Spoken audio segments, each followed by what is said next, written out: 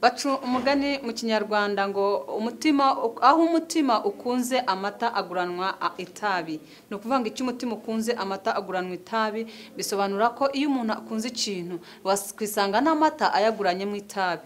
Urugero rw'Abanyarwanda bategeza nti umutima we wagwagade ikintu oyinzo kwesanga umuntu akwade amata mu kifo cyo cyasigara kugamba ngabageza nti umutima we wagwagade ikintu ubagwagade.